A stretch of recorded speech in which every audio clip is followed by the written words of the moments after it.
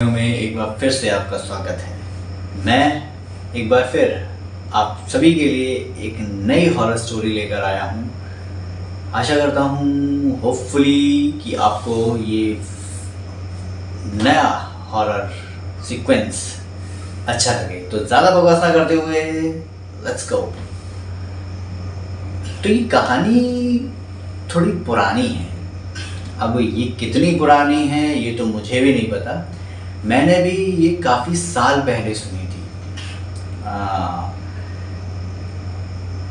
इस कहानी में मैं एक्चुअल पर्सन का नाम तो नहीं लूँगा, पर ये है कि नाम बदल दूँगा और जगह बदल दूँगा, क्योंकि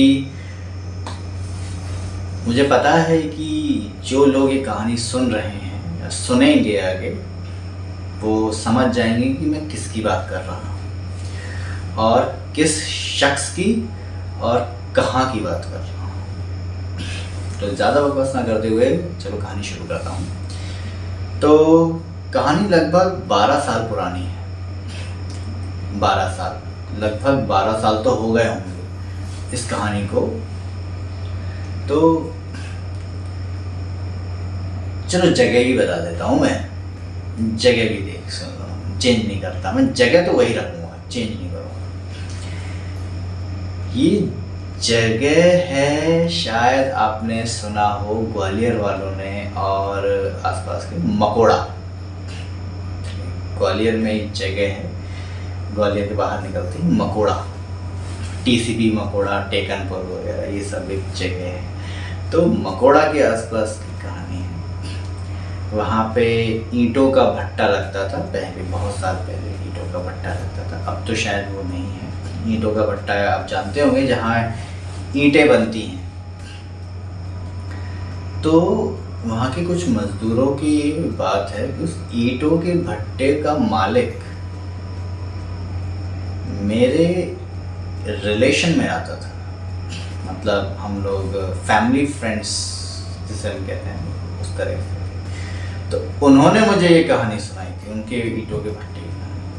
तो क्या हुआ, काफ़ी साल पहले, मतलब उससे भी, ये 12 साल पहले की कहानी, लेकिन उससे भी 30-40 साल पहले कि वहाँ पे ईंटों का भट्टा शुरू से लगता था। तो ईंटों का भट्टा जब लगता था तो क्या होता था कि आसपास उस जगह पे ईंटें लगा दी जाती थी और फिर उसमें डाल दिया जाता था वो जो भी ईंधन वगैरह होता था, गोबर वगैरह या लकड़ी वगैरह, उसमें जो भी, क्योंकि चिमनी नहीं थी उस टाइम पे, तो वो ऐसे ही करते थे। तो वहाँ पे वो कर दिया था उन्होंने, पूरा मतलब एक भट्टी सी तैयार कर दी थी जिसमें वो डाला जाता था, आग वाग लगा देते, ईंटें पकाई जाती थी उसमें। तो क्या होता है, एक रिचुअल होता है जो भट्टों का काम करते हैं, ईंटों की भट्टियों का काम करता है, उनको पता होगा कि भट्टी लगाने से पहले जब आग डालने के तो उसमें सुअर की पोटी डाली जाती है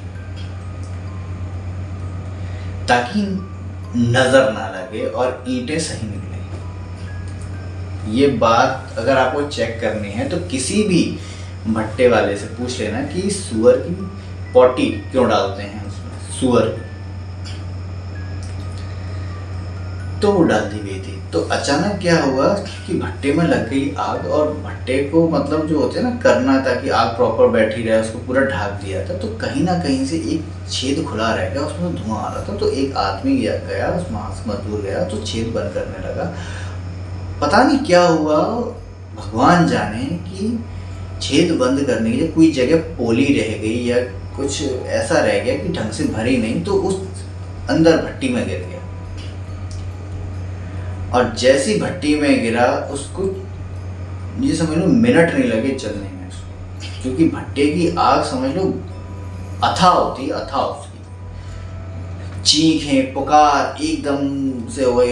वहाँ की लोकल लैंग्वेज है, यार वो क्या कहते हैं, नहीं वो आदमी गिर गया, वो आदमी गिर गया, नाम नहीं बताऊंगा उसका मैं, वो आदमी गिर गया, वो आदमी गिर गया, फलाने को वो गिर गया, फलाने को मोड़ा गिर गया। तो जी आ गए। अब भट्टी ठंडी करी, शांत करी, भट्टी बुझाई उसको उसी टाइम पे, ये आदमी निकालो, क्योंकि ऐसा बोल रहे थे आसपास की भट्टी ने तो बलि ले ली, भट्टी ने बलि ले ली। निकाला तो बचा क्या, कुछ नहीं, राख और हड्डियाँ। ले गए, गंगा विसर्जन किया, जो भी जो हिंदू रीति रिवाज में, हमारे जो रीति रिवाज में होता है वो किया। अब कुछ महीने तक तो वहाँ कोई काम नहीं चला क्योंकि शौक में निकल गया। फिर उस भट्टी के मालिक ने बोला चलो अब हो गया तो हो गया, उसको पैसे वैसे दी, कुछ भी हुआ, बहुत साल पुरानी बात है, तो अब तो मामला भी ठंडा हो गया सब कुछ नहीं। तो दोबारा भट्टी लगी, दोबारा भट्टी, वही सेम चीज दोबारा फॉलो की गई। अब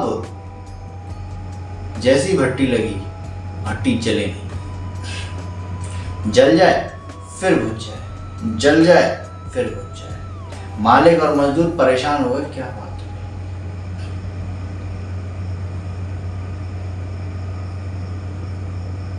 इतने में एक छोटा सा बच्चा आया कि मैं जलाऊंगा भट्टी, मैं जलाऊंगा पापा, मैं जलाऊंगा भट्टी। तो उसने लकड़ी ली और आग लगा दी। उस वक्त आग लग गई बच्चे के हाथ से, बड़ों के हाथ से नहीं लग रही थी, बच्चे के हाथ से आग लग गई। और जैसी आग लगी, भट्टी में से धमाके उड़ने लगे, सारी ईंटें वगैरह सब फैल गए, सब फैल गए। लोग अपने घर में दुबके, क्या हुआ, जैसी दुबके उस दिन से सबके घरों में चीख पुकार की आवाज सुनाई। किसकी थी? उसी की जो पहले जल के मरा था। चीखे पुकार, अरे मैं मर गया, अरे मुझे बचा लियो, ओ मैं मर गया, ओ मैं मर गया। मर गया मतलब होता है जल गया। ओ मैं मर गया, ओ मुझे बचाओ, ओ मुझे बचाओ। सब लोग रात को कान बंद कर लेते थे, इतनी तेज जो थी ना चीख पुकार आती थी, इतनी तेज। बैठे सब लोगों ने बैठ के बोला कि वो फलाना मर गया हुआ है, तो वो भटक रहा हुआ है, ऐसे भट्टी नहीं लगन दे, वो चुप करो। तो उसको बुलाया गया किसी को। अब समझ जाओ किसको बुलाया गया होगा। ऐसी कामों में तो तात्पर्य क्या, कोई बड़ा जो सिद्ध ज्ञानी होता है वही आता है। तो वही आए, देखा भट्टी पे गए, देखा क्या हुआ। तो उस टाइम कुछ नहीं मिला, उन्होंने कुछ ऐसी मंत्र मारे, सही हो गया, ठीक है चलो कोई बात नहीं। और वो जो था सिद्ध आदमी अपने घर चला गया। सपने में उस सिद्ध आदमी के सपने में वही जला हुआ व्यक्ति आ गया, जली हुई शक्ल थी। सपने में आके कहता है, काए बांध भी आवते मुझे, हैं बांध वेगो, त्या बांध लेगो मुझे।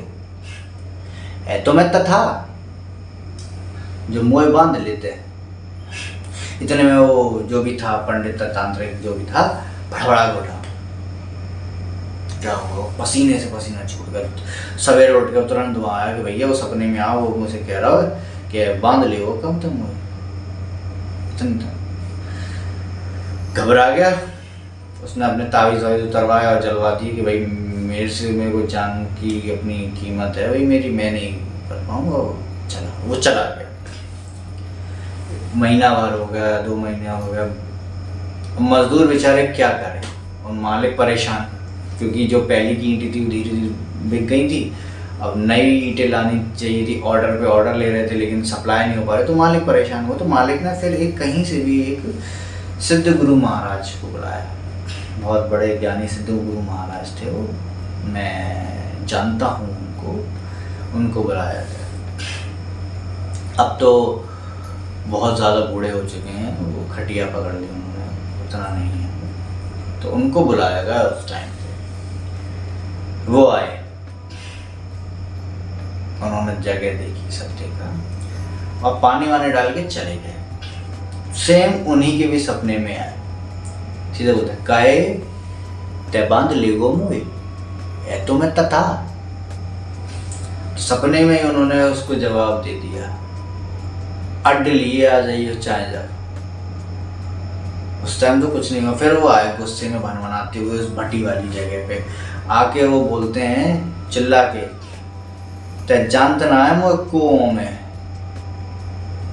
तो जैसे ना जाने कितने बोतलन में बांध के नदी में बहा दे मैंने, तू मुझे धमकावे चलो है। देखते तो कैसे में आया लौका ले वो तू लौका लेना मतलब डर से काटना।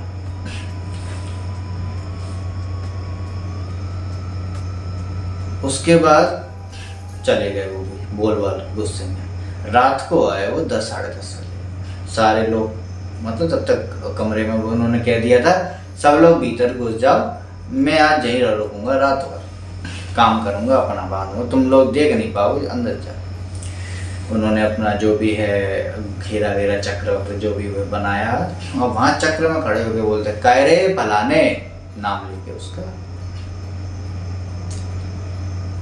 आजा तो दिखाऊं मैं अपनी ताकत।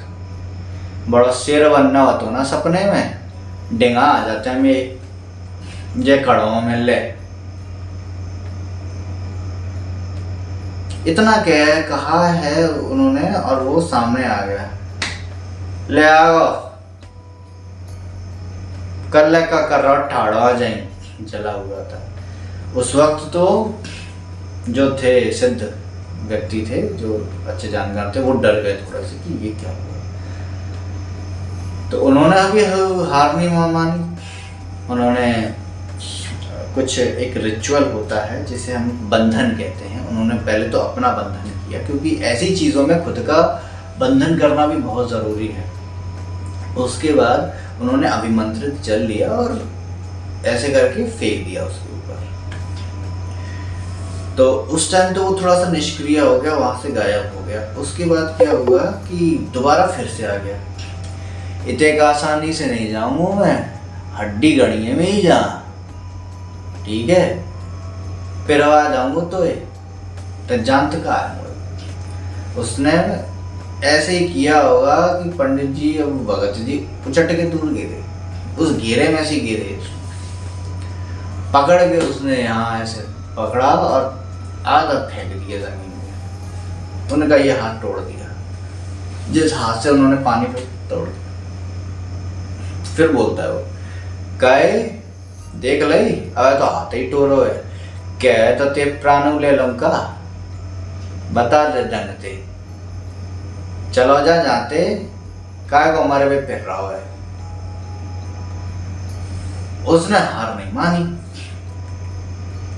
बोले कि मैं मरते मर जाऊंगा लेकिन तेरे को नहीं छोड़ूंगा। वो उठा, जैसे तैसे उठा, उसने अपनी माला उतारी, माला के सारे मोती लिए और चारों दिशाओं में फेंकी। जैसी मोती फेंके cling cling cling cling cling cling cling की आवाज आने लगी हर जगह से। 10 प्रेत खड़े खड़े वहीं आ गए। उसने बोला बांध तो ले जाए और पटक के मारो। उन प्रेतों ने उस जले व्यक्ति को बांध दिया और खूब मारा। फिर वो चले गए, ओ मुँह बचा ले, ओ मुँह बचा ले, ओ गलती है गई मोते, ओ मुँह माफ कर दे, ओ मुँह माफ कर दे, ओ चीख पुकार से पूरा एरिया थका गया। वो गलती है गई मार जो जो वो मारे डाल रहे हैं, जो वो मार डालेंगे। उन्होंने बोला कि रुक जा भैया, बताते कहाँ हड्डी करी है।